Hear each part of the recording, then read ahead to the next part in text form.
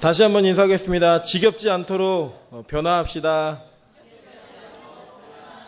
네, 매주 똑같은 모습으로 오지 마시고요. 행복한 모습으로 점점 좋은 얼굴로 변화되는 은혜 가운데 우리가 항상 새로움이 있었으면 좋겠습니다.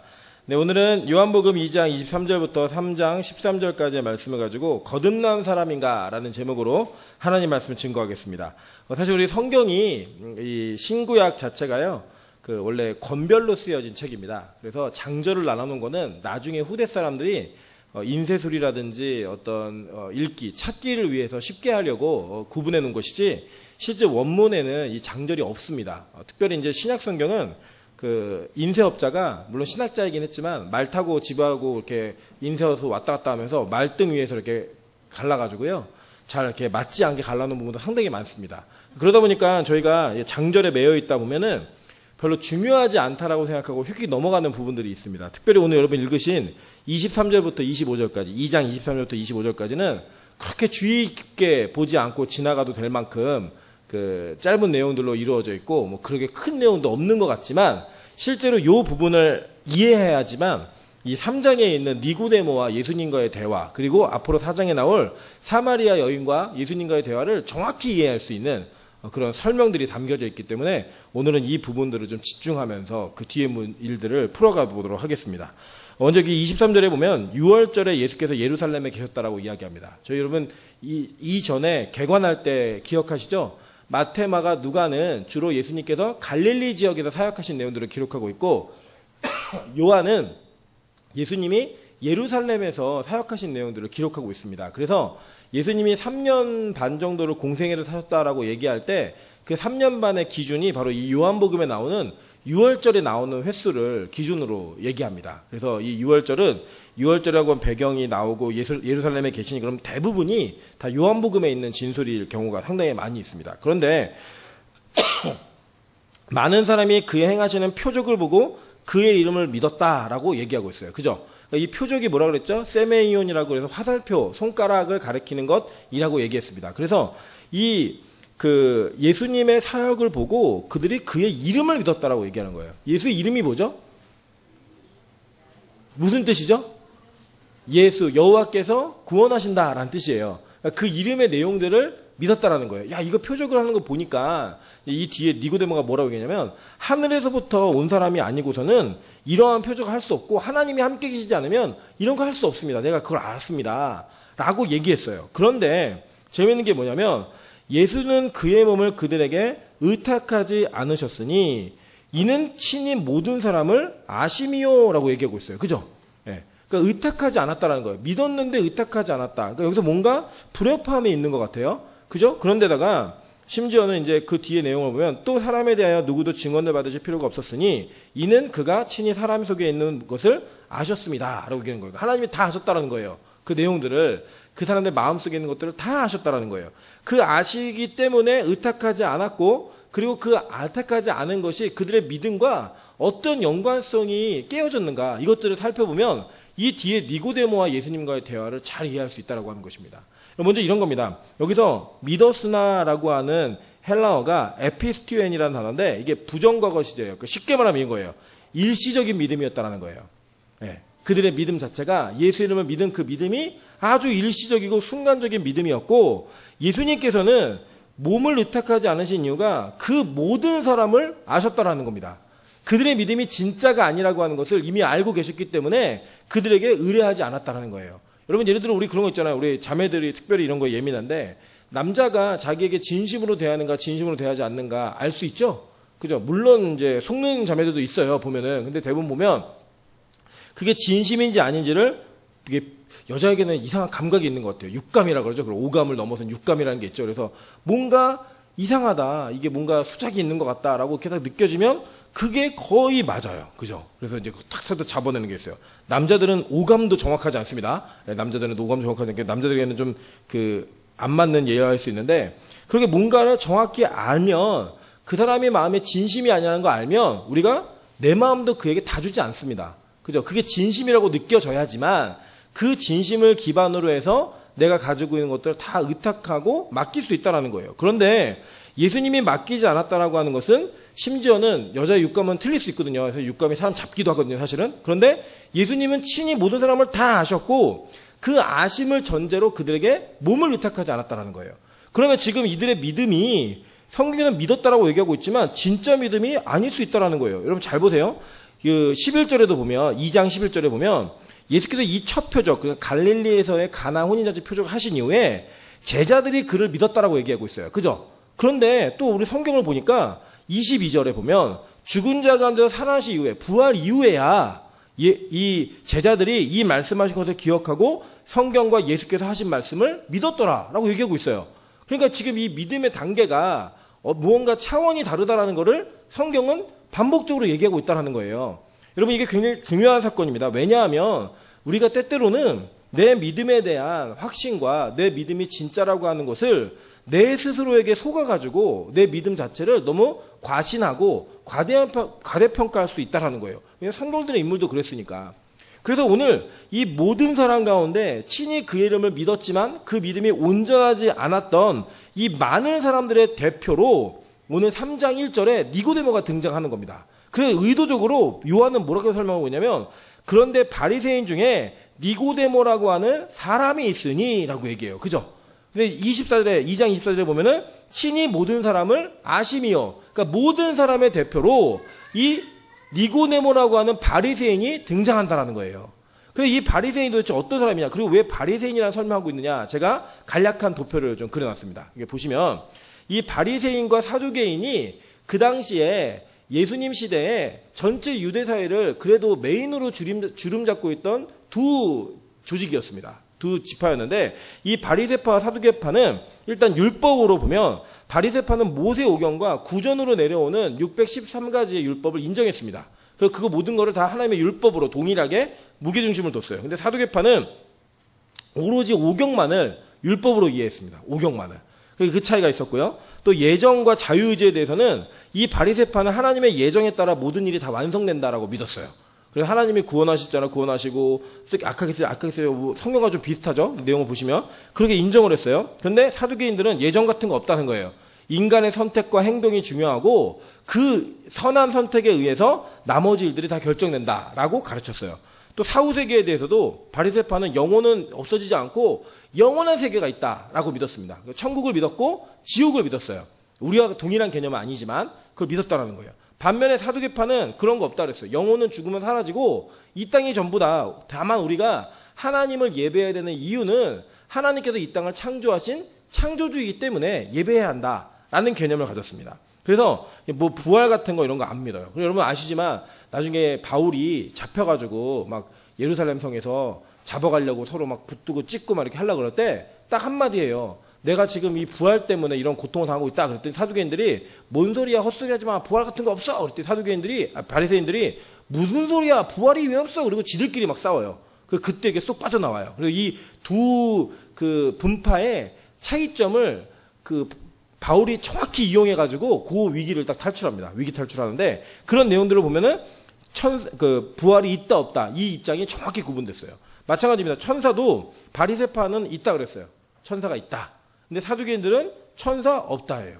뭐 영혼에 대한 영혼을 믿지 않기 때문에. 그리고 이제 레위기에 나오는 정결법도 이런 거 있잖아요. 그런 거는 이 바리새인들은 모든 유대인들이 다 지켜야 되는 법이다라고 가르쳤고 사두개인들은 제사장들과 성전에 드나드는 사람들, 이렇게 하는 사람들만 지켜야 되는 법이다라고 가르쳤습니다. 특별히 이제 성전과 회당의 차이가 굉장히 컸는데 이들은 성전과 회당을 바리새인들은 연속선상에서 두었습니다. 그러니까 미니예요, 이게. 미니어처. 회당은 미니어처의 성전이다. 그래서 여기는 거룩한 말씀이 나눠질 수 있다. 그리고 율법의 유지로 준수가 된다라는 거였어요. 왜냐하면 이 바리새인들은 자기들이 아브라함의 자손이기 때문에 구원받았다고 믿었거든요. 근데 사두개인들은 좀 달랐습니다. 사두개인들은 언약 관계가 유지되는 것은 오로지 성전에서만 이루어진다.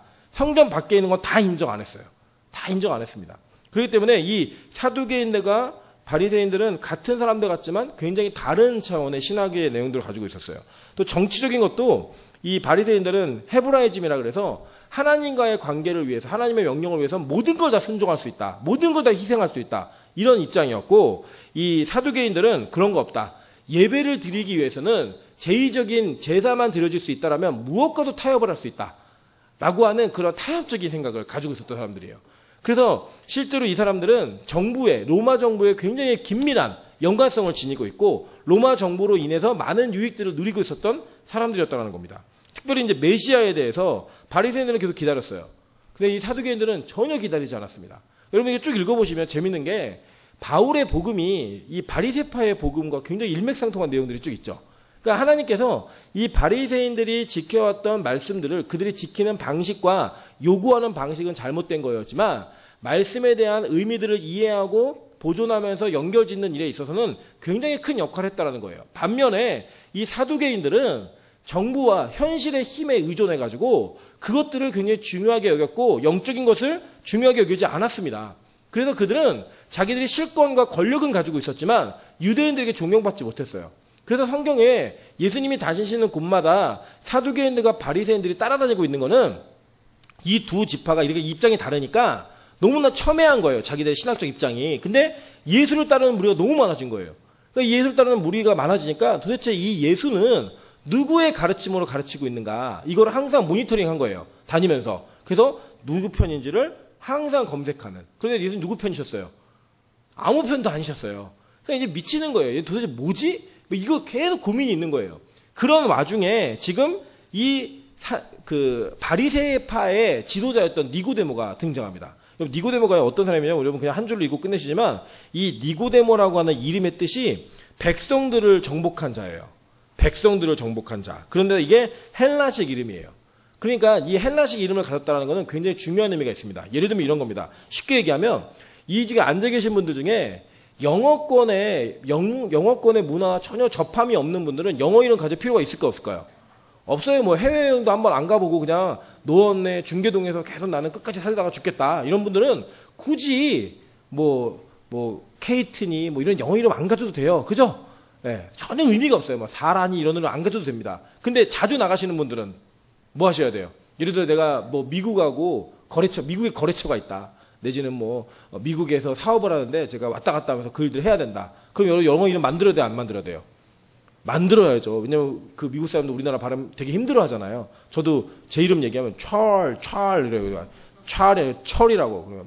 못해요, 걔네들이. 그래서 저는 이제 영어 이름이 카이예요, 카이. 네, 그냥 졌어요, 그냥. 특별한 의미 없이 그냥 졌어요. 그랬더니 안 어울린대요. 카이 그러면 날씬하고 날렵하고 이런 이미지가 있어야 되는데 저는 안 그렇다 그랬고 굉장히 제가 불쾌했던 경험이 있습니다. 어쨌든 이 영어 이름이 있다라고 하는 거는 그만큼 활동이 높다라는 거거든요. 이 니고데모는 헬라식 이름이에요. 그러니까 이 니고데모는 유대인의 지도자였습니다. 여기 보면은 여기서 얘를 뭐라고 소개하고 있냐면 바리새인 중에 니고데모라는 사람이 있으니 유대인의 지도자라라고 하는 이 지도자가 관원이라는 뜻이에요. 그 관원이 무슨 관원이냐면 사내들인 공회의 공회원이라는 뜻입니다.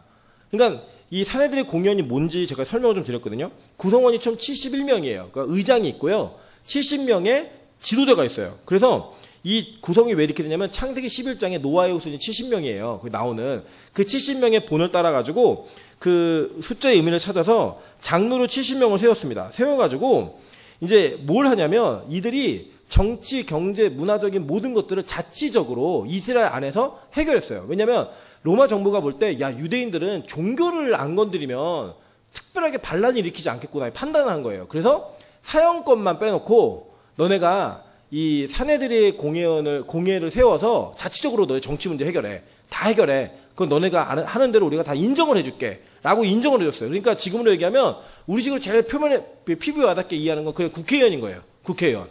그 국회의원의 자리까지 올라갔어요. 근데 이 사내들의 공회원의 조건이 있었습니다. 첫째가 뭐였냐면 율법과 언어와 일반 지식에 해박해야 됐어요.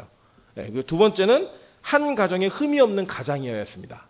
세 번째는 도덕적, 육체적으로 흠이 없어야 돼요. 그러니까 장애인 이런 사람 못 들어가요. 그리고 네 번째는 사회적으로 명망이 있는 사람이었어야 돼요.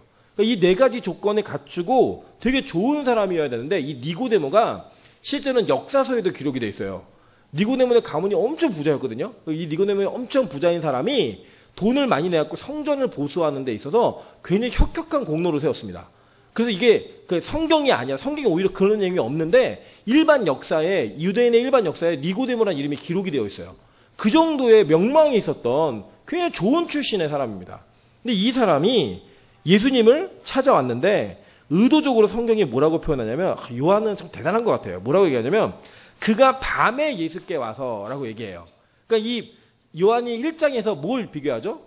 어둠과 빛을 얘기하잖아요. 그 예수는 빛이고 그 빛이 어둠에 비춰졌는데 어둠이 깨닫지 못했다 라고 얘기하면서 이 밤이라고 하는 헬라어 누코스라는 단어를 분명히 기록하고 있어요. 그러면서 이 니고데모가 밤으로부터 온 자다. 그 밤으로부터 어디로 온 거예요? 빛으로 나온 자라는 거예요, 지금. 이 니고데모가. 그래서 이 사람이 와가지고 이 오는 것들 이렇게 성경은 정확하게 표현하고 성경의 표현을 통해서 니고데모의 위치가 어느 위치였는지 그가 어느 믿음인지를 진단해주고 있는 거예요. 그래서 지금 이 사람 믿는 사람이에요, 안 믿는 사람이에요? 성경은 안 믿었다라고 정확하게 얘기하는 거예요. 그러니까 요한은 이 사람 밤의 사람인 거예요. 어둠의 사람이다라고 정확히 표현하는 거예요. 자, 근데 니고데모가요, 보면은, 보세요. 일단, 도덕적, 윤리적으로도 문제가 없는 사람이죠. 율법과 언어와 지식에 해박한 사람이죠. 뭐, 가정도 굉장히 명문 가정이죠. 사회적으로 경망도 있죠. 심지어는요, 예수님께 나와가지고 뭐라고 얘기하냐면, 라삐어 이렇게 불러요. 선생님 하고 부르는 거예요. 그러니까 굉장히 겸손한 사람인 거예요, 이 니고데모는. 예수님이 약관의 나이가 많아야 나이가 30대 초반이거든요. 그 30대 초반 되시는 예수님에게 지금 이 니고데모 정도 나이가 되면 굉장히 나이가 많은 사람이거든요. 이 사람이 뭐라고 불러요? 선생님 이렇게 부르는 거예요.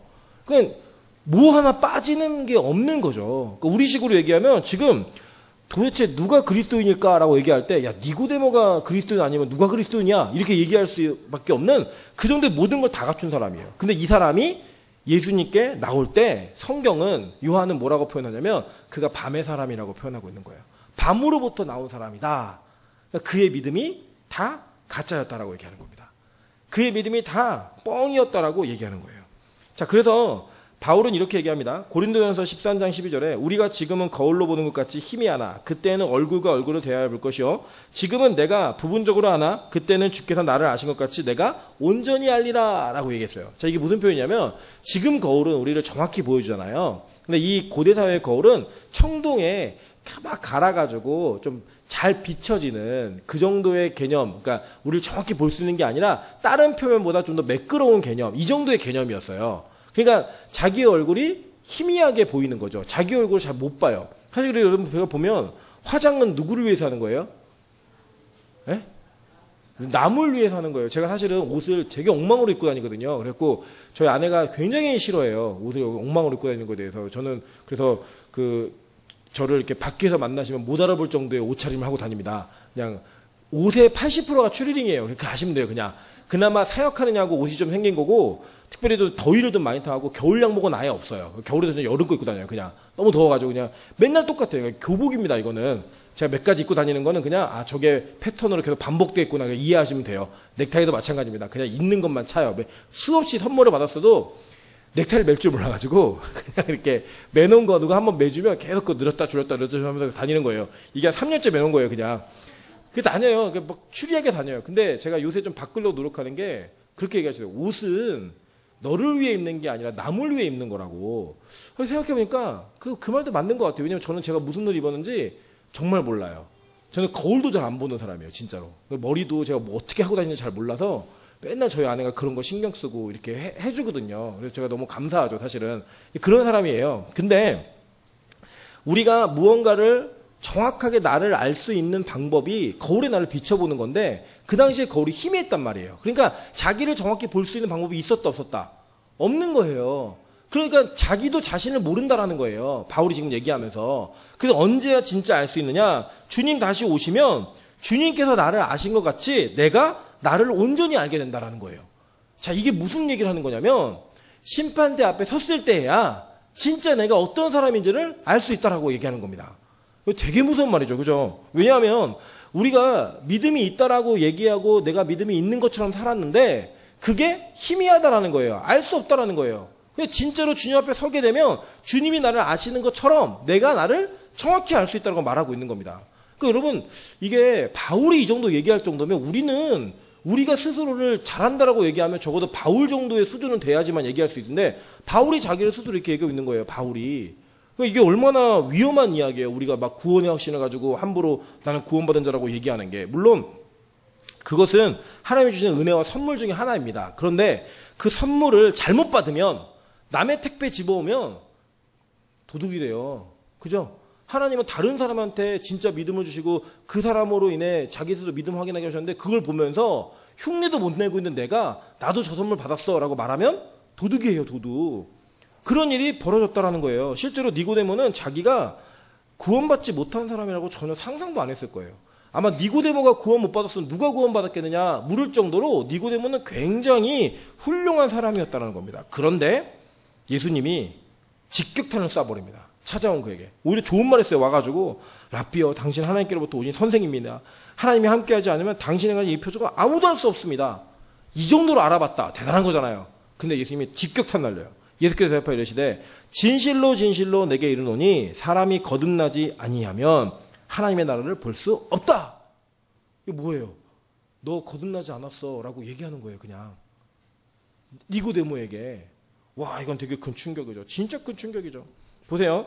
마태복음 7장 21절부터 23절에 이렇게 얘기합니다. 나더러 주여 주여 하는 자마다 다 천국에 들어갈 것이 아니요 다만 하늘에 계신 내 아버지의 뜻대로 행하는 자야 들어가리라. 그날에 많은 사람이 나더러 이르되 주여 주여 우리가 주의 이름으로 선지자 노릇하며 주의 이름으로 귀신을 쫓아내며 주의 이름으로 많은 권능을 행하지 아니하였나이까 하느니, 그때 내가 그들에게 밝히 말하되 내가 너희를 도무지 알지 못하니 불법을 행하는 자들아 내게서 떠나가라 하리라. 와, 이거 충격적이지 않으세요? 주님의 이름을 부르지 않는 사람이 지옥 가는 거 당연한 거죠. 그죠? 근데 주님의 이름을 부르는 자가 지옥 간다라고 예수님이 직접 얘기하신 거예요. 그러니까 교회 안에 있는 자들이, 주님의 이름을 부르는 자들이 다 구원받는 자가 아니라고 성경은 이미 선언하고 있고 예수님도 이렇게 선언하고 계시다라는 겁니다. 그렇다고 한다면 지금 우리가 우리의 믿음을 다시 한번 재점검하고 우리의 믿음을 살피는 일은 너무나 당연하고 너무나 중요한 사건이라는 거예요. 자, 보세요. 고린도후서 13장 5절에 이렇게 얘기합니다. 너희는 믿음 안에 있는가? 너희 자신을 시험하고 너희 자신을 확증하라. 예수께서 너희 안에 계신 줄을 너희가 스스로 알지 못하느냐? 그렇지 않으면 너희는 버림받은 자니라 라고 얘기해요. 여기서 확증하다라는 헬라가 도키마조라는 단어인데, 이 단어는 뭐냐면 이 대장간에서 이게 때리는 거죠. 땡땡땡땡 이 행위를 도키마조라고 얘기했어요. 그리고 금을 이렇게 불순물을 걸러내고 숨은 금을 얻어낼 때 계속 그것을 재련하는 그것을 도키마조라고 얘기합니다.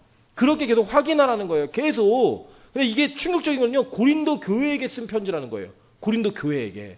이 고린도 교회가 어떤 교회였어요? 병 고치고 막 방언하고 예언하고, 그죠? 은사행하고 이런 교회였다고요. 속된 말로 고린도 교회에 기르는 개도 방언하는 그런 교회였어요. 그런 교회에다가 뭐라고 얘기하고 있냐면, 야, 너의 믿음 확증해라. 너의 믿음을 확인해라. 왜? 예수 그리스도께서 너희 안에 계신 너희가 스스로 알지 못하면 너희는 버림받은 자라는 거예요. 여러분, 저는 이 성경을 읽을 때마다 제가 들었던 설교 가운데 그 비유가 떠올라요. 무당이 작두에서 뛰는 일이 있잖아요. 작두를 걷고. 근데 무당이요, 한 번에 올라가지 않아요. 그죠?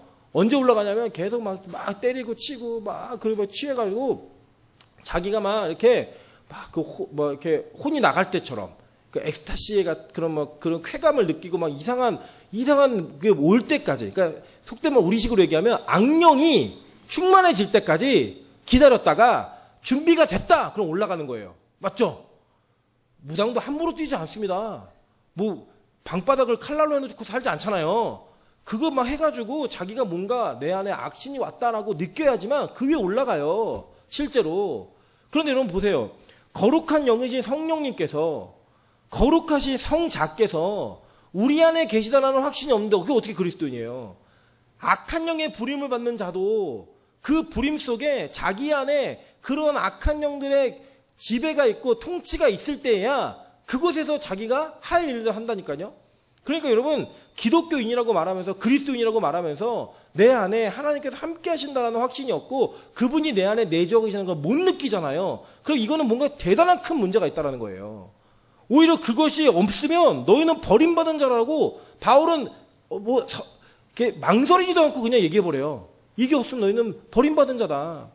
그냥 여러분, 일주일에 주일날 잠깐 예배드리러 와서 그냥 앉아있고 견디다가 가는 그런 수준의 신앙에 어떻게 우리가 그걸 그리스도인이라고 말할 수 있고 내 안에 주님이 계시다라고 말할 수 있느냐. 저는 그것은 요한이 아예 애초부터 부정적으로 얘기하고 있다는 거예요. 그러면서 그렇게 버림받은 자들의 대표, 그리고 아직 하나님이 없는 자들의 대표, 그 대표로서 많은 사람들 가운데 니고데모 한 사람을 택해갖고 우리에게 소개하는 거예요. 그럼 바울이 뭐라고 얘기하는지 아세요? 볼게요. 빌립보서 3장 4절에 이렇게 얘기합니다. 그러나 나도 육체를 신뢰할 만하며 만일 누구든지 다른 이가 육체를 신뢰할 것이 있는 줄로 생각하면 나는 더욱 그러하리니 나는 8일 만에 할례 받고 이스라엘 족속이요 베냐민 지파요 히브리인 중에 히브리인이요 율법으로는 바리새인이요 열심으로는 교회를 박해하고 율법에 이르는 흠이 없는 자라라고 얘기했어요. 이게 뭐예요? 우리식으로 얘기하면 나 모태신앙이야. 우리 아버지 목사고 우리 엄마 권사야. 그리고 뭐 얘기하겠어요? 뭐 얘기하는 거죠, 다. 응?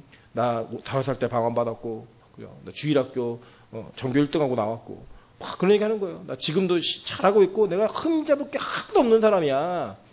그걸 얘기해요. 근데 그가 이 얘기를 하고 나서 이걸 자랑해요? 아니요, 그는 이거 모든 걸 다 배설물, 똥으로 여긴다고 얘기했어요. 그리고 오로지 빛날 건 예수 그리스도에 대한 믿음 하나, 그거 하나를 자랑하는 인생이 바울의 인생이었다고요. 근데 우리 여전히 교회에서도 그거 자랑하고 그거 쌓고 싶은 거예요. 여러분 뭐 교회 안에서 무슨 경력을 쌓고 뭐가 그렇게 중요해요. 그거 별로 중요하지 않습니다. 오히려 진짜 믿음이 있는가 없는가 이것이 더 중요한 거예요. 더 중요한 거. 그리고 이 니고데모가요 뭘 볼 줄 알았냐면 표적을 볼 줄 알았어요. 표적. 그리고 그 표적 때문에 온 거예요. 그 표적 때문에 그 표적이 그에게 신앙의 자극이 됐고 신앙의 모티브, 동기가 된 거예요. 예수님께 찾아 나오는. 그런데 그 동기가 있었던 사람에게 진짜 믿음이 없었다는 거. 이거 충격 아닙니까? 물론 이제 니고데모는 우리가 나중에 살펴보겠지만 회심을 합니다. 분명한 회심을 해요. 그 회심을 하는데 그 회심 가운데 이 전까지 그에게는 많은 유대인들에게 존경받는 자였고 하나님을 섬기는 자였습니다. 많은 사람들이 인정하는 하나님을 믿는 사람이었어요. 그런데 예수는 그의 믿음을 인정하지 않았다는 거예요. 예수는 그의 믿음을 싸그리 쓰레기로 처분해버리고 네가 다시 태어나지 않으면 다시 거듭나지 않으면 절대로 하나님 나라에 들어갈 수 없다라고 선언해버리셨어요. 여러분 이게 과연 30년 된 교회에 오랫동안 신앙생활을 해보신 우리들에게 들려야 되는 말씀인가? 전 맞다고 믿습니다. 목사인 저에게도 들려야 되는 말씀이라고 저는 당연히 믿습니다. 이유가 무엇이냐? 여전히 우리는 우리 자신을 모르는 존재이기 때문이에요. 저도 가끔 그래요. 제가 보면은 어떤 사건을 겪다 보면 와 나에게도 이런 믿음이 있었네라고 확인할 때도 있지만 반대로 어떤 사건 속에서는 야 내가 이거밖에 안 되나? 라는 생각이 들 정도로 제 자신이 무너지는 걸 발견해요. 내가 이거 목사 맞나? 생각이 들 정도로 굉장히 마음에 힘드는 것들이 다가올 때가 있습니다. 여러분 안 그러세요? 여러분 그러시잖아요. 그죠? 어떤 거는 또 내가 잘하는 것 같은데 또 어떤 때는 열심히 막 예배도 드리고 막 주를 위해서 막 충성할 것 같고 모든 거 다 할 것 같다가도 어떤 순간이 되면 다 때려치고 싶고 절이나 갈까 막 이런 생각 들고 우리 안에 그런 마음이 든다라는 거예요. 실제로 예수 믿는 거 후회하고 목사 된 거 후회하고 막 그런다는 거예요. 저는 진짜 후회할 때가 많아요. 안 했으면 참 행복했겠다 이런 생각 들 때도 있고 그런데 이상하게 또 하나님이 이끌어 가세요. 저는 그 신기한 것 같아요. 하나님 부르신 사람이 있다는 거예요. 부르신 사람이. 근데 여기 뭐라고 얘기하냐면 예수님이 그 밤에 찾아온 니고데모에게 정확히 말씀하시는 게 있습니다. 무슨 말씀하시냐면 자 보세요. 진실로 진실로 내게 이르노니 사람이 거듭나지 않으면 하나님 나라를 볼 수 없다라고 얘기해요. 이 거듭나다라는 단어에 이 거듭남이라는 단어가 헬라어로는 두 가지 단어가 쓰입니다. 거듭, 반복이라는 뜻에서 이런 거예요. 아노덴이라는 단어가 쓰이고 파린이라는 단어가 쓰여요. 제가 이제 왜 써놨냐면 한글로 써놨어요. 그냥 보시면 돼요. 이거 헬라어 아닙니다. 이거 한글이에요. 보시면 그 뒤에 이면에 도표 보이시죠? 있는데 이 비유가 좀 맞는 것 같아요. 제가 물어봤더니 예를 들어 이런 거면 여러분이 노래를 했어요. 노래 한 곡 딱 했는데 너무 잘하셔가지고 한번 앵콜 이렇게 막 하면은 뭐 하라는 얘기예요? 다른 노래 한번 더 하라는 얘기잖아요. 그리고 그 사람이 나와가지고 노래를 할 때 같은 곡을 해도 되고 다른 곡을 해도 돼요. 그죠? 아무거나 해도 괜찮아요. 그러니까 그게 다시 해달라는 그 단어를 쓸 때는 파린이라는 단어를 써요. 이해되셨죠? 이 아노덴이라는 단어는 약간 차이가 있는데 예를 들어서 아노덴 이렇게 외치면은 했던 거 또 하라는 거예요. 정해져 있는 거. 그러니까 바뀌잖아요. 예를 들어 한 곡을 했는데 그 곡이 뭐라 그럴까요? 예를 들어 찬송가 27장을 불렀는데 너무 은혜가 된 거예요. 뭔지 몰라요. 그냥 27장에 얘기한 거예요. 너무 은혜가 된 거예요. 그거 또 듣고 싶어갖고 27장 한 번 더 해주세요. 이럴 때는 아노덴 해주세요라고 얘기하는 거예요. 그냥 파리는 했던 거니까 또 이렇게 하는 거고. 그러니까 이게 왜 중요하냐 이게. 이 아노덴이라는 뜻은 딱 세 가지 뜻이 있어요. 새롭게 하다, 다시, 그리고 위로부터, 그냥 처음부터, 시작부터 이 세 가지가 있는데 이 세 가지가 사실은 근원적으로 따지면 다 뭐와는 관련이 있냐면 창세기에 하나님이 우리를 창조하셨을 때하고 다 단어가 관련이 있어요. 자, 보실까요? 하나님이 우리를 새롭게 뭘부터 창조했죠? 흙으로부터 창조하신 거예요. 그죠? 흙으로부터 창조하셔서 새로운 존재가 되게 하신 거예요. 그리고 그 흙으로 창조한 우리를 위로부터 부어지는 생기로 말미암아 하나님이 새롭게 인간으로서 살아갈 수 있는 생명이 되게 하신 거예요. 그죠? 그리고 난 다음에 처음과 시작, 그 처음과 시작을 이 사람으로부터 시작한 거예요. 아담으로부터. 흙으로부터 나온 자. 그죠? 그런데 지금 거듭나다라는 단어가, 다시 태어난 단어가 아노덴이라는 단어가 쓰였어요. 거듭나다. 그 아노덴이라는 단어가 쓰이면서 의미하는 게 뭐냐면 하나님으로부터 다시 창조되어지고 하나님으로부터 다시 출생되어져야 된다라고 하는 걸 강조해서 얘기하고 있는 거예요. 그냥 다시 태어난다라는 게 우리가 예를 들면 어떤 자극이나 어떠한 책을 읽거나 감명 깊은 영화를 봐갖고 아, 난 오늘부터 다시 태어났어. 난 새롭게 살 거야. 이런 게 아니에요. 뭐 예를 들면 뭐 노총각으로 오래 살던 저 같은 사람이 결혼을 해가지고 난 이제 결혼했으니까 다시 태어났어. 다시 태어나지. 이런 다시가 아니라 처음 시작. 그러니까 제가 엄마 뱃속에서 응애 하고 나올 때처럼 그때부터 다시 살아야 된다는 거예요. 그러니까 묻는 거예요. 이 니고데모가 아니 어떻게 엄마 뱃속에서 아노덴하는 게 다시 가능합니까? 이렇게 묻는 거예요. 이제 아시겠죠? 이 이유를. 그러니까 이 사람이 거듭나지 못한 사람이다라고 하는 것을 성경은 정확하게 증거하고 있다라는 겁니다. 이 거듭나지 못함의 증거로 다시 태어난다라고 하는 그 다시 태어남을 하나님으로부터 다시 태어나는 존재가 되어야 된다라고 설교하고 설명하고 있는 거예요. 자, 이거 이해되셨어요? 그러니까 지금 그 다시 태어나는 방법을 얘기해주고 있는 거예요. 자, 요한복음 7장 37절부터 39절에 얘기합니다. 명절 끝날 곧 큰 날에 예수께서 서서 외쳐 이르시되 누구든지 목마르거든 내게로 와서 마시라. 나를 믿는 자는 성경에 이른과 같이 그 배에서 생수의 강이 흘러나오리라 하시니 이는 그를 믿는 자들이 받을 성령을 가르쳐 말씀하신 것이라 라고 얘기했어요. 그죠? 그러니까 물이 흘러나오는데 그 물이 흘러나오는 것이 곧 성령이다 라고 얘기하고 있죠. 그죠? 근데 오늘 요한복음에 뭐라고 얘기하냐면 사람이 거듭나야 되는데 어떻게 거듭납니까? 니고데모 물어보니까 5절에 예수께서 대답하여 이르시되 진실로 진실로 내게 이르노니 사람이 물과 성령으로 거듭나지 아니하면 이라고 얘기했어요. 그죠? 근데 이 물과 성령이라고 얘기하는 그 가운데 카이라는 전치사가 붙어 있는데 이 전치사가 즉이라는 단어도 돼요. 그러니까 물, 즉 성령 같은 단어인 거예요. 이 단어가. 두 가지를 다 얘기하는 게 아니라 물하고 성령으로 거듭낸다 이렇게 얘기하는 게 아니라 이 물과 성령은 같은 단어인데 이 물이 이중적 의미가 있어요. 여러분 그 유대인들에게 물 그러면 뭐가 제일 먼저 생각났을까요? 에? 제일 큰 물로 인해서 그들이 당했던 사건이 뭐였어요? 노아의 홍수, 죽음과 심판, 저주라는 거예요. 그런데 그들이 그 물속으로부터 건진받는 사건, 그게 홍해를 건넌 사건이었죠. 그래서 그것을 세례라고 하는 사건을 통해 세례가 죽음과 부활을 다 담고 있는 거예요. 이해되시죠? 무슨 말인지. 죽음과 부활을 다 담고 있으면서 이중적 의미로 쓰여지는 거예요. 그럼 성령을 받은 자는 옛사람이 죽고 다시 태어남으로 말미암아 거듭남의 인생을 살 수 있다는 거예요. 근데 그 거듭남이 하늘로부터 오는 그 거듭남이어야지만 유효하다는 거예요.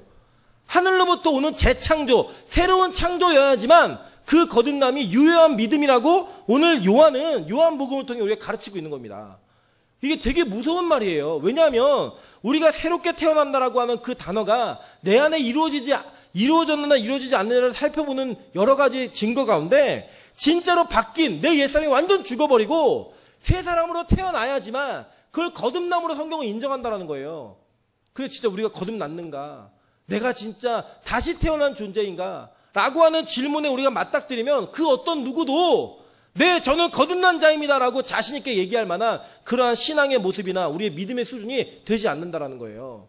그럼 뭐예요? 다 그 사람들은 하나님 나라에 들어가지 못하는 자가 된다라고 성경은 말하고 있는 겁니다.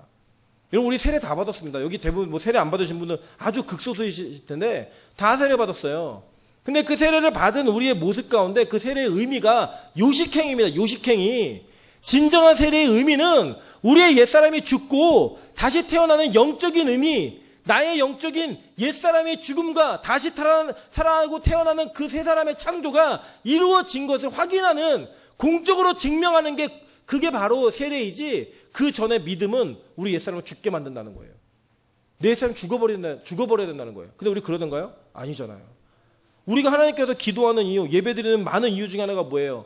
그 기도를 통해 이 땅의 것들을 얻어내기 위한, 이 땅의 것들을 이루기 위한 그런 기도를 하고 있는 우리에게 진짜 믿음이 있는가라는 질문이 맞닥뜨려졌을 때 어떻게 대답하시겠어요? 저는요, 사실 예수님이 이걸 니고데모에게 말씀하신 것 같지만, 저는 저에게 물었다 하면, 저는 니고데모 맞지도 못한 인간이지만 그 인간의 모습 속에서 주님이 말씀하시는 그 거듭남에, 네, 저는 거듭났습니다라고 단호하게 얘기할 수 있을 만한 믿음이 저는 사실 지금 없습니다. 자신이 없어요.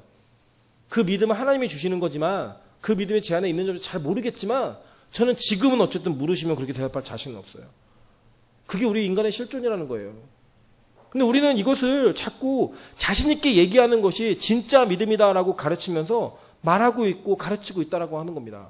성경은 이것을 지지하지 않아요.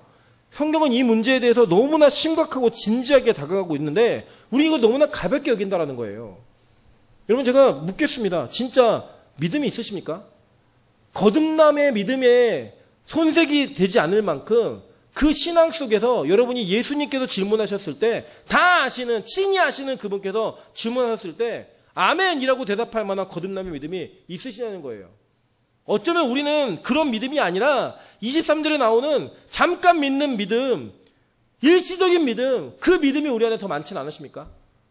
저는 그게 우리의 실존이라고 생각합니다. 진짜 우리의 문제라고 생각해요. 그래서 오늘 이 밤에 니고데모가 예수님을 찾아간 그 장면은 니고데모가 예수님을 찾아간 것이 아니라 우리가 예수님을 찾아간 장면인 거예요. 우리가 예수님 앞에 서 있는 장면이라는 겁니다. 그 장면 속에 너에게 진짜 믿음이 있느냐라고 물어보시고 있는 거예요. 물어보시고 있는 거예요. 그래서 여러분, 저는 제가 이제 우리 교회에서도 앞으로 세례가 있겠죠. 세례가 있고 있을 텐데, 절대 여러분이 전도해 오신 분들에게 세례를 강요하지 마십시오.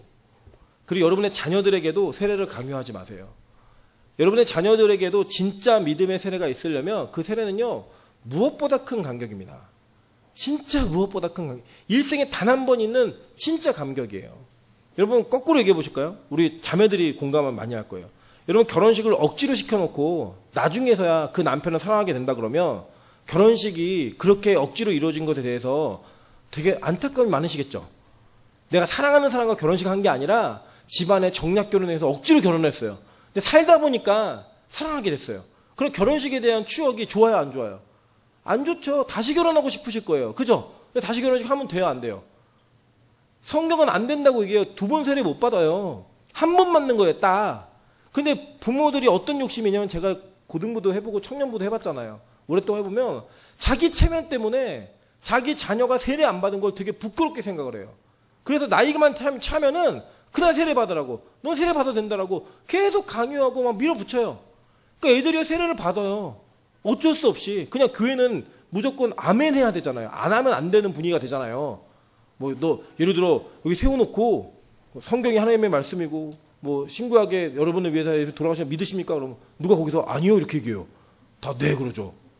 저는 한번 해볼까 생각했어요. 결혼식 날 이게 끝까지 사랑하고 살 거면 그러면 한번 해볼까 하다가 분위기 잘 이상해질 것 같아서 못 해봤는데, 그게 못 하잖아요. 그냥 거기서는 무조건 그냥 이렇게 해야 되잖아요. 네, 아니어도 네 해야 되잖아요. 그런 모습으로 아이들에게 세례를 주고 세례를 받게 해놓으니까 진짜 신앙의 감격이 사라진 거예요. 없는 거예요, 그게. 전 너무 안타까워요. 그리고 저 진짜 세례 받잖아요. 여러분 진짜 그 감동이 있는 친구들 세례 받잖아요. 눈물 바다입니다. 눈물 바다. 내가 어떤 존재였는데 건진받았다는 그 사실의 감격이요, 눈물 바다예요. 저는요, 그 감격을 뺏고 싶지 않아요. 저는 그 감격을 누구에게도 양보하고 싶지 않아요. 그래서 저는 진짜 우리 교회에서 십자가의 복음이 선포될 때마다 진짜 눈물 바다가 됐으면 좋겠어요. 저는 아직도 제가 그래도 좀 소망이 있다고 느껴지는 게, 그렇게 못난 목사고 못난 죄임에도 불구하고 아직도 예수님의 십자가를 얘기하면 잘 얘기를 못하겠어요. 그러니까 제가 너무 그게 복받쳐가지고 그 감격이 저에게 너무 생생해가지고 못하겠어요. 그게 그냥 저의 유일한 희망이에요. 목사로서 살 수 있는. 그게 사실은 우리 모두에게 있어야 된다는 거예요. 몇십 년을 믿었어도 여러분 여기서 솔직히 말씀 몇 분 빼놓고는요, 저보다 신앙생활 길게 하신 분 없어요. 저 평생 했고요. 진짜 저는 성경 말씀을 제가 제일 사랑하는 책이 성경책이에요. 제일 사랑하는 책이. 그 성경 말씀의 뜻이 뭔지를 연구하기 위해서 너무나 많은 책과 시간을 투자했던 경험이 있는 사람이에요. 그래서 익숙하고 많이 읽었고 많이 들은 걸로 따지면 여기 누구에게도 제가 뒤지지 않습니다. 그럼에도 불구하고 여전히 십자가는 저에게 감동이고 여전히 예수 그리스도는 저의 유일한 소망입니다. 저는 우리 교회가 그런 게 됐으면 좋겠습니다. 오늘도 제가 어제 새벽에 4시 반까지 설교를 준비하다가 좀 지쳐가지고 기사를 하나 읽었는데 바보 목회를 하시는 목사님이 등장하셨더라고요. 바보 목회가 뭐가 바보 목회냐면 이분이 젊었을 때 약을 너무 많이 드셔가지고 기억력이 다 없으시대요. 치매가 심하시대요. 그래서 원고가 없으면 설교를 못하세요. 원고 무조건 있어서 그냥 읽어 내려가시는 설교를 하시는 분이에요. 근데 이분의 설교가 365일 매번 설교할 때 예수, 부활, 죽음, 십자가 이거 외에는 아무것도 얘기하지 않아요. 근데 그 교회가요 주일학교가 어마어마하게 부흥을 해요. 주일학교 설교자들도 다 주일학교 사역자 모아놓고 다른 설교하지 말라고 예수 얘기하고 부활 얘기하고 십자가 얘기하고 그것만 얘기하라고. 그런데 그걸 들은 아이들이요 눈물을 흘리고 주님 앞에 나온다는 거예요. 저는 되게 부러웠습니다. 왜냐하면 저는요 책만 읽은 게 항상 자랑이었거든요. 저는 원고 없이 설교하는 게 제 나름대로 지금은 아니지만 예전에 되게 큰 자부심이었어요. 지금도 원고 없이 설교하지만 그리고 많은 책을 읽었기 때문에 설교 시간에 티내는 걸 되게 좋아했어요. 지금은 그렇지 않습니다. 근데 그랬던 저보다 하나님은 그 목사님을 사용하셔서 영혼들을 건지고 계시더라고요. 제가 하나님과 약속한 게 있어요. 하나님, 제 설교에는 무조건 예수 그리스도입니다. 그거 외에는 없습니다. 여러분, 임철 목사가 조금 지나면 다른 설교하겠지? 아니, 그런 거 없어요. 저는 끝날까지 하나님이 정해지는 저의 설교가 마치는 그날까지 참 유일하게 얘기할 수 있는 게 딱 하나예요. 예수 그리스도, 십자가. 그분 말고 아무것도 없어요. 여러분 귀에 못이 박히듯 들으실 거예요. 그냥 여기서 여러분 해결 못하시면 다른 데 없어요. 예수 아니면 해답이 없는 인생인데 우리가 예수 아니면 구원이 없는 인생인데 그걸 해결하지 못한다 그러면 그렇게 예수만 얘기해주는 곳에서 설교 해결하지 못한다 그러면 여러분 다른 데 소망 없습니다. 가끔 제가 진짜 교회에서 처음 하고 싶었던 게 신방이었거든요. 하나님이 못하게 하셨어요.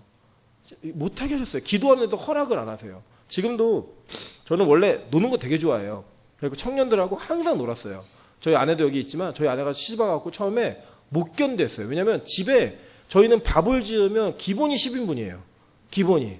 맨날 애들 불러갖고 밥 먹이고 놀고 같이 먹고 자고 그 일을 계속 하니까 저희 아내는 혼자 있는 게 필요한 사람이거든요. 막 나중에 막 뛰쳐나가기도 하고 혼자 도망가기도 막 이랬었어요. 진짜. 그렇게 저는 사람들을 만나서 같이 있는 걸 너무너무 좋아하는 사람이에요. 근데 하나님이 못하게 하셨어요. 예수만 증거하고 예수만 얘기하라고. 전 지금도 제가 당장 찾아가고 싶고 당장 전화하고 싶고 그런 사람들 되게 많아요. 우리 교회에도. 근데 하나님이 그걸 허락을 안 하세요. 허락하실 거예요. 언젠가는. 지금은 어쨌든 저에게 진짜 필요한 게 그게 아니라고, 이 교회는 진짜 필요한 게 그게 아니라는 사실을 저에게 자꾸 깨닫게 하세요. 여러분 많은 것들을 저한테 요구하시고 이게 기도하시는 내용들이 있을 거예요. 저를 위해서도. 너무 감사드립니다. 그리고 제가 그것들을 이루어가기 위해서 노력할 겁니다. 진짜로. 그런데 제가 하나님을 넘어서진 않을 거예요. 하나님이 허락하시는 데까지만 갈 거예요. 그게 제 목회의 방침입니다. 왜냐하면 저는 이젠 그거 아니면 한 발자국도 움직일 수 없는 사람이고, 저는 그거 아니면 제 목회는 많은 사람을 모은다 할지라도, 더 좋은 성과가 있다 할지라도 의미 없어요. 저 지옥 가고 싶지 않아요. 진짜로. 전 천국 꼭 갈 겁니다. 그래서 저는 이 땅에 서 있는 동안에, 제가 이 교회에 서 있는 동안에 오로지 증거하는 예수 그리스도, 그분 한 번만은 증거할 거예요. 여러분, 저는 여러분이 그 복음 앞에 여러분의 모든 교만과 여러분의 모든 자아와 모든 것들이 다 굴복되기를 바랍니다. 왜냐하면 제가 그랬거든요. 여러분, 저는 옛날 임철 목사는 지옥 갈 목사였어요. 진짜로. 옛날에 임철 목사는 여러분 지금 여러분이 저를 아시는 것과 전혀 다른 사람이었습니다. 하나님이 저를 꺾어버리셨어요. 하나님이 저를 고치셨어요. 바꾸셨다고요. 그런데도 지금 이래요. 그런데도. 그래서 저에게는 더 예수가 필요합니다. 우리 모두에게 다요. 그래서 저는요, 지금도 실패하고 넘어지고 실수하는 친구들이요, 밉지 않아요. 실망도 안 돼요. 왜냐하면 전 더 했었거든요. 하나님이 저를 포기 안 하시더라고요. 위로부터 부어지는 그 거듭남의 은혜는 하나님의 전적인 선택이에요. 전적인 선택. 그 선택 가운데 제가 찍혀버리니까 이게 벗어나고 싶어도 안 되고, 제가 실패해도 안 되고 어떻게 해도 안 되더라고요. 저는 여러분 못 바꿔요. 여러분 어떻게 사람이 사람을 바꿔요? 여러분 스스로도 잘 못 바꾸시잖아요. 못 바꿔요. 제가 이 교회를 어떻게 바꿔요? 저 못 바꿔요. 저는 그런 능력자가 아닙니다. 오로지 단 한 가지예요. 하나님, 이 교회는 하나님만이 바꾸실 수 있습니다. 우리는 하나님만이 바꾸실 수 있습니다. 그 하나님 한 번 붙들고 가는 거예요. 여러분 여러분 저에게 실망스러운 모습이 느껴질 수도 있을 거예요. 낙심하지 마세요. 그리고 실망도 하지 마세요. 기대 안 하시면 돼요. 그냥 기대하지 마세요. 그리고 기도하세요. 하나님, 우리 담임 목사님 좀 고쳐주세요. 우리 담임 목사님 좀 바꿔주세요. 그거 외에는 진짜 방법이 없다니까요. 그게 복음입니다. 그게 인간의 실존이고 우리가 구원받는 유일한 길이에요. 유일한 길. 예수님이요, 이 땅에 오셔서 그렇게 얘기하셨다니까요. 하늘로부터 거듭나고 성령으로 거듭나지 안 된다고요. 물로 세례로 성령으로 거듭나는 그 세례가 있지 아니하면 안 된다라고 말씀하셨어요. 그럼 제가 여쭤볼게요. 여러분, 형식적 세례는 다 받으셨는데 진짜 세례 받으셨습니까? 진짜 옛사람이 죽었어요? 근데 왜 아직도 자기의 분노를 조절하지 못하고, 왜 아직도 자기의 감정과 미움을 조절하지 못하고, 왜 아직도 옛사람의 그 모습들로 인해서 내가 소욕하고자 하는 욕구들과 내가 가지고 있는 그런 나의 자아들이 교회 안에서 판을 치고, 가정 안에서 판을 치고, 내 삶 속에서 판을 치고 있어요. 옛사람이 안 죽은 거잖아요. 죽어야 산다는데 저는 교회 중직자분들께서 이 일을 위해 더 오셨으면 좋겠습니다. 남이 변하길 기대하지 마시고 내가 먼저 변하고 내가 먼저 바뀌면 돼요. 저도요, 진짜 기도할 때마다, 교회를 위해 기도할 때마다 웁니다. 처음에는요 막 안타까워서 우는데 지금은요 제가 어찌할 바를 모르겠어서 울어요. 어찌할 바를 모르겠어서 뭘 해야 되지, 어떻게 해야 되지 모르겠어요. 진짜 그냥 기도하는 거예요. 하나님, 지난 주일에도, 저희가 지난 주일에도 리모델링을 결정하고 했습니다. 진짜 모르겠어요. 하나님 어디까지 어떻게 할지 모르겠어요. 그냥 가는 거예요. 믿고 하자니까. 그분이 하라니까. 제가 무슨 계획이 있고 무슨 위험한 외시도를 하겠어요. 저 하나만 생각하면. 여러분, 그렇게 가는 게 복음이고요. 그렇게 가는 게 거듭남의 걸음을 따라가는 겁니다. 그럼 여러분 다시 한번 점검해 보시자고요. 진짜 예수님 믿으십니까? 진짜 거듭나셨습니까? 이 질문 우리가 복음 전하고 하고 있지만 내가 전하고 있는 예수를 진짜 믿으며 전하고 있는지, 내가 전하고 있는 예수를 진짜 신뢰하며 하고 있는지 우리 다시 한번 점검해 봐야 되는 거 아니에요? 어떤 목사님 간증하시더라고요. 전도 진짜 열심히 했대요. 진짜 열심히 했는데 자기가 왜 사람이 안 모이지? 3년 동안 노방전도를 매일 했음에도 불구하고 성도가 딱 2명 나와요. 2명. 안 느는 거예요. 그래서 그분이 기도하는데 하나님이 물어보시더래요. 2가지를 물어보는데, 첫째, 너 누구를 전하고 있니? 니네 교회 전도하니? 아니면 나 전도하고 나 증거하고 있니? 니네 교회 증거하고 있니? 나 증거하고 있니? 그러시는데 자기가 보니까 우리 교회를 증거하고 있대요. 자기 교회를. 우리 교회 오라고 예수를 말해야 되는 그 시간에 우리 교회 오라고 그 얘기를 하고 있더래요. 또 한 가지 물어보시대요. 너 그럼 그렇게 전하는 나는 믿니? 근데 그분이 내가 왜 열심히 전도를 할까 봤더니 전도하는 목적이, 개척은 했는데 성도가 안 모이니까, 먹고 살기 힘들어서 이거 아니면 안 될 것 같으니까 사람을 모으는 데 집중하고 있다는 거예요.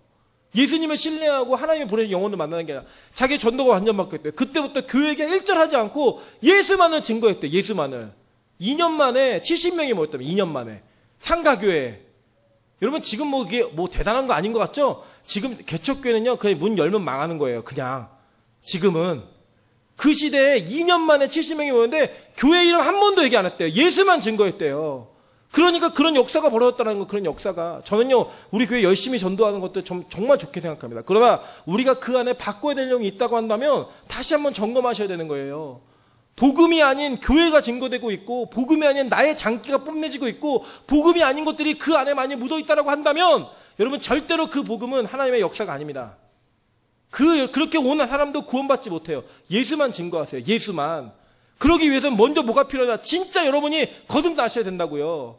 교회가 기뻐야죠. 행복해야죠. 내가 예수를 믿음으로 말미암아 이전에 내가 죽고 지금 살아있는 내가 증거되어주는 진짜 간증이 이 교회 각자 여러분이 되어야지, 새로운 사람들이 보고 야, 이 교회 다닐만하다, 여기에서 믿는 예수는 진짜구나, 여기에서 선포되어지고는 예수 그리스도는 정말 살아계신 하나님이시구나, 그거 믿을 거 아니에요. 우리가 먼저 죽어 있고, 우리가 다 망해 있고, 우리가 침울해져 있고, 우리가 어깨가 축 늘어져 있는데 누가 이 교회를 다니겠어요? 있는 사람도 떠나고 있는데.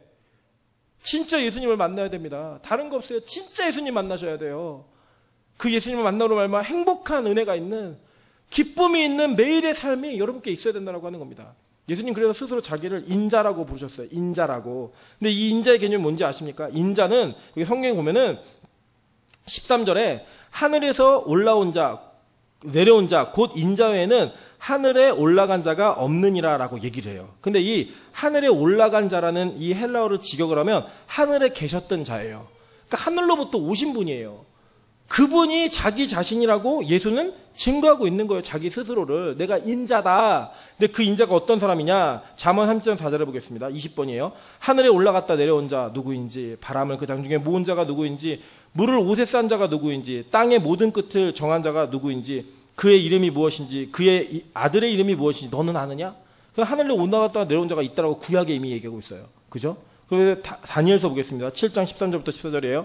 또 밤 환상 중에 보니 인자 같은 이가 하늘의 구름을 타고 와서 옛적부터 항상 계신 이에게 나아가 그 앞으로 인도되매 그에게 권세와 영광과 나라를 주고 모든 백성과 나라들과 다른 언어들을 말하는 모든 자들이 그를 섬기게 하였으니 그의 권세는 소멸되지 아니하는 영원한 권세요. 그의 나라는 멸망하지 아니하는 것이니라. 그 인자가 어떤 분인지 아시겠죠? 하늘로부터 모든 권세와 영광과 나라를 다 얻어 내려오신 분이에요. 보세요. 다윗이 하늘로 올라가지 못하였으나 친히 말하여 이르되 주께서 내 주에게 말씀하시고, 자기는 못 올라갔다는 거예요. 또 올라간 분이 계시다라는 거예요. 요한복음 6장에도 얘기하셨어요. 내가 하늘로부터 내려온 것은 내 뜻을 행하려 함이 아니요 나를 보내신 이의 뜻을 행하려 함이라. 나를 보내신 이의 뜻은 내게 주신 자 중에 하나도 잃어버리지 아니하고 마지막 날에 다시 살리는 이것이니, 하늘로부터 내려온 자가 그 뜻을 갖고 왔다라는 거예요. 요한복음 이 얘기 들은 자들이 그렇겠어요. 너 요셉의 아들 아니니? 근데 어떻게 하늘로부터 내려왔다니? 안 믿었다고요. 그러니까 여러분, 여전히 우리는 하늘로부터 오는 것들을 구하는 게 아니라 예수 이름을 부르면서 이 땅의 것들을 구하고 있는 거예요. 그 예수가 뜻이 뭐예요? 마지막 날에 아버지의 보내진 사람 중에, 아버지의 뜻 가운데 있는 자들 중에 마지막 날에 살리는 이것, 구원의 역사와 부활의 역사를 이루기 위해 이 땅에 오셨는데, 우린 여전히 그분에게 직장 문제를 기도하고 있고, 취업 문제, 결혼 문제, 이런 이 세상의 문제에 갇혀서 영혼 구원에 대한 문제, 나 자신의 영혼도 구원받지 못했으면서 그걸 구하고 있는 신앙생활을 연속하고 있다는 겁니다. 그러니까 여러분, 교회에 능력이 없는 거예요. 성도에게 능력이 없는 거예요. 세상 사람과 똑같은 거 구하니까, 세상과 다르지 않은 거 구하니까. 여러분, 기도 제목을 보세요. 여러분이 거듭난 자인가 아닌가를 알 수 있다니까요. 내가 구하고 있는 게 뭔지, 내가 요구하고 있는 게 뭔지, 그거 요구가 하나님을 이루어졌을 때 그게 정말 누구를 위한 것인지를 잘 점검해 보세요. 이 땅에 갇혀 사는 존재, 지옥 다른 거 아닙니다. 땅지 가치로 이 땅에 갇혀 사는 존재예요. 매여 사는 존재. 땅의 것을 구하고 있다면 여러분, 거듭나지 못한 자입니다. 그게 바로 우리의 모습이라는 거예요. 저는 이 빛가수 공교회가 진짜 거듭난 사람들의 공동체가 되기를 주님의 이름으로 축원합니다. 그래서 우리에게 새로운 영혼이 맡겨지면 그 영혼에게 이게 신앙이라고, 이게 기독교라고, 이게 예수라고 말할 수 있는 그런 은혜가 진짜 있어야 되지 않겠습니까?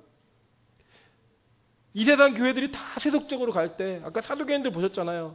이 세상 교회의 모습 그대로 아니에요? 이 세상이 끝인 것처럼, 이 세상이 다인 것처럼, 이 세상의 권력과 어떻게든 가까워지기 위해서 노력하는 목사들을 보고 그들의 설교를 들으면서 아멘으로 화답하고 그렇게 예배드리고 있는 교회가 널리 긋고, 그런 교회들이 자꾸 늘어가는 이 시대 속에서 우리 예수만 증거하는 교회, 예수만이 생명인 교회, 예수만을 믿는 교회 한번 세워보시자고요. 다시 시작해서 우리도 거듭남, 처음부터 하나님이 얘기하셨던 하늘로부터 온 그분이 능력 있게 영광 받으시는, 그분만이 예배 받으시는 그런 교회, 그런 예배, 그 예배가 이 교회에 있기를 주님의 이름으로 축원합니다. 같이 한번 이 시간에 통성으로 기도하겠습니다. 하나님, 우리가 이 땅에 사는 동안 내가 예수 믿는 자라고 우리는 너무나 겁없이 얘기했는데, 오늘 말씀을 보니까 전하는 자도 듣는 자도 우리가 진짜 믿음이라고 하기엔 너무나 부족한 게 많습니다. 오히려 니고데모와 같은 모습을 구했고 니고데모가 되고 싶어 노력했던 우리의 모습이 하늘나라에 합당하지 않은 모습이라면 우리 다 실격입니다. 지금 저는 매 순간마다 두려움이 있습니다. 하나님, 제가 진짜 구원받은 목사입니까? 하나님, 내가 진짜 믿음이 있는 목사입니까? 여러분이 나약하게 보셔도 어쩔 수 없어요. 그게 제 실존의 문제고 현실입니다. 근데요, 저는 그런 믿음인데 사람들이 저보고 열심히 한대요. 저는 그런 믿음인데 저는 진짜 믿음이 좋아 보인대요. 그때마다 미치겠어요, 진짜로. 제발 하나님이 저 좀 도와주셨으면 좋겠고, 저를 통해 여러분에게 진짜 복음이 전달됐으면 좋겠다는 생각 그거 하나 딱 있습니다. 진짜로요. 다른 욕심 없고요. 도와달라고 기도하십시오. 하나님, 하늘로부터 거듭남이 있는 은혜가 있게 도와주십시오. 하늘로부터 있는 거듭남이 있게 도와주셔서 예수님께서 우리에게 너 거듭났니라고 물어봤을 때, 네, 아버지 제가 거듭났습니다. 제 옛사람이 다 죽었습니다. 그렇게 고백할 수 있는 우리 모두가 될 수 있게 도와달라고 우리 주여 한번 크게 외치네 통성으로 기도하겠습니다. 주여!